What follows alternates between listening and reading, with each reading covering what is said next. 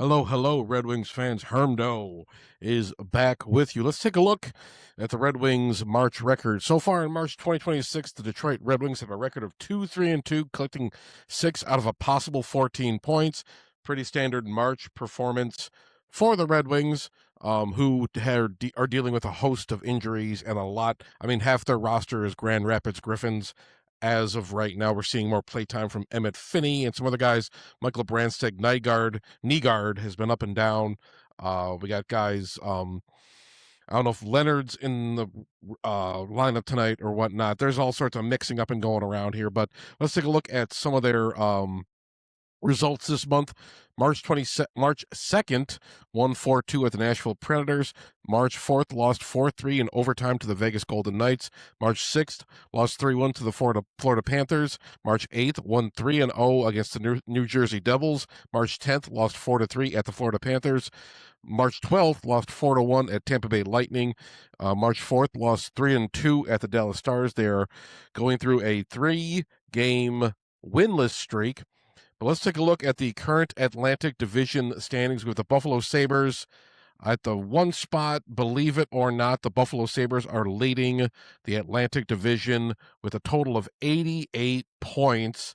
Next is Tampa Bay Lightning with 84 points, Montreal Canadiens with 82, Boston Bruins and Detroit Red Wings each with 80. And rounding out the bottom three is the Senators with 77, the Maple Leafs with 70, and the Florida Panthers with 69. Now, let's do a game preview of the Calgary Flames tonight. Puck drop at 7 p.m. at Little Caesars Arena. Broadcasts on FanDuel Sports Network. Detroit, Prime, ESPN Plus. Records, Detroit Red Wings 36-23-8 with 80 points. Flames 26-33-7 with 59 points. So hopefully this will be a Detroit win, taking care of business of a shitty Calgary team. Detroit returns to LCA desperate for 2 points to stop the bleeding. The squad has dropped 5 of the last 6 games, 1-3-2, putting their playoff positioning in serious jeopardy. They managed to scrape a point in Dallas on Saturday after a third-period comeback, but with the Bruins and Blue Jackets breathing down their necks in the wild card race, moral victories won't cut it right now. On paper, this is a game Detroit should win. Calgary sits near the bottom of the Western Conference, is the lowest scoring team in the NHL, and is wrapping up a grueling 5-game road trip. However, the Flames rarely get blown out. They play tight physical hockey and outshot the Islanders 32-27 in a close 3-2 loss on Saturday. Red Wings outlook. Coach Todd McClellan confirmed that the center depth will remain undepleted for a while longer. Dylan Larkin and Andrew Kopp are expected to miss at least 2 more weeks, with Michael Rasmussen also out. The offensive burden continues to fall heavily on Alex DeBrincat with 33 goals and Lucas Raymond with 45 assists. The return of Dave Perron on Sunday provided a much-needed veteran presence with a patchwork bottom 6 featuring the recent Grand Rapids call-ups will need to hold their own against Calgary's grinding style to secure the win. Let's take a look at the betting odds. Sportsbooks have Detroit as a clear favorite at home tonight, though there's some slight variance depending on the book. Here's the consensus for the major lines. Moneyline Detroit Red Wings, -180 to -185. Calgary Flames, +150 to +162. Puckline Red Wings, -1.5, +135 to +145. Flames, +1.5, -155 to -167. Over-under total goals generally set between 5.5 and 6. The over 5.5 is sitting around -2, 125, and the under 5.5 is roughly +105. The wild card race is an absolute grinder right now with the top 3 teams in the Atlantic: Buffalo, Tampa Bay, Montreal, and Metropolitan Carolina, Pittsburgh, New York Islanders, currently holding the automatic divisional spots. Here's how the wild card picture shapes up as of March 16th. Wild card 1 belongs to the Boston Bruins. Wild card 2 belongs to the Detroit Red Wings. Wild card 3 is a toss-up.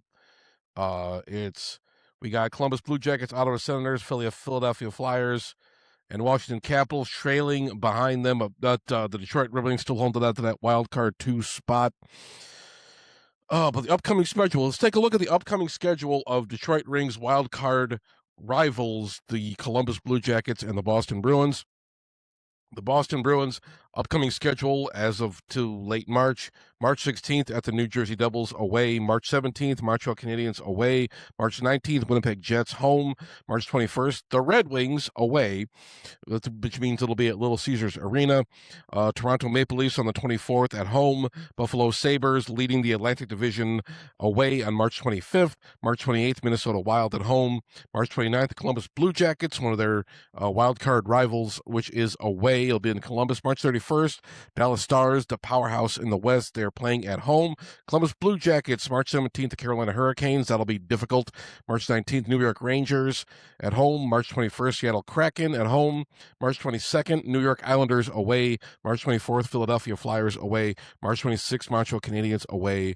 March 28th, San Jose Sharks at home. March 29th, Boston Bruins at home. March 31st, Carolina Hurricanes again at home. With the Eastern Conference, let's take a look at the playoff path for both these teams. The Eastern Conference wildcard race, this tight schedule density and direct matchups are going to be deciding factors. The 4-point head-to-head games, the most critical dates on the calendar, are the direct collisions between these three teams. Detroit hosts Boston this Saturday, March 21st, which will be a massive battle for the first wildcard spot shortly after. Boston and Columbus play each other on March 29th, guaranteeing that at least one of Detroit's direct competitors will drop points. Detroit will also host Columbus in early April on April 7th. Boston's grueling stretches. The Bruins are facing a very dense schedule with multiple back-to-backs, Devils and Canadiens and Leafs and Sabres, Wild, Blue Jackets. This will be heavily test their goaltending depth and fatigue levels as the month progresses. Columbus's favorable geography, the Blue Jackets get the benefit of a home-heavy stretch right now where they're hosting incredibly tough metropolitan opponents like the Hurricanes and Rangers. They don't have to deal with the same treble wear and tear that Boston does over the next 2 weeks. Detroit's objective, while Boston and Columbus battle through their respective gauntlets, Red Wings' mission is strictly survival. Stealing points against non-playoff teams like Calgary tonight is absolutely essential to stay in the race while waiting for core players like Dylan Larkin to return from injury. Let's take a look at some of the injury bugs that, Detroit, as we know, is losing a lot of guys. Center depth is very bad. But let's take a look at the two biggest wild card rivals. The Bruins are at full strength. The Bruins are getting incredibly lucky with their health at the exact right time. As of their morning skate today, Boston had 0 players to the active injury report. They had some scares early in the year, including short stints out for Pavel Zacha and Hampus Lindholm. But their entire core, David Pastrnak, Charlie McAvoy, Elias Lindholm, and Jeremy Swayman, is completely healthy and in the lineup. Their only roster decisions right now are the healthy scratches for depth players like Michael Eyssimont and Andrew Peeke. Columbus Blue Jackets are missing minor pieces. The Blue Jackets are also faring much better than the Red Wings, although they are missing a bit of grit on their blue line. Brendan Smith, a defenseman, is on injured reserve. Smith underwent knee surgery back in January. He's expected to be sidelined until at least early April.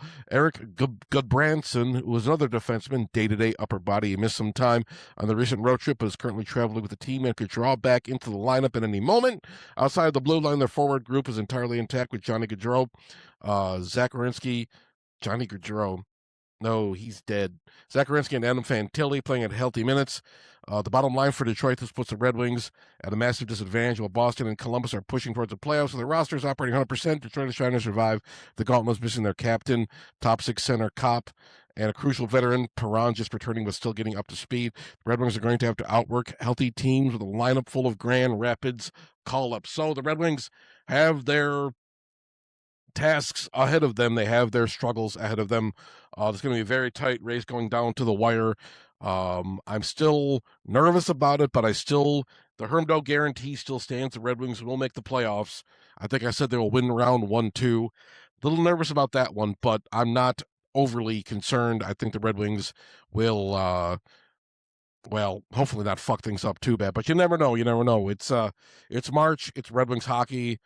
We're having another season, third consecutive season, where they seem to be shitting their pants, but we'll keep things in perspective for right now. We're not going to freak out and cry and scream, but that's the Red Wings' destiny is in their own hands.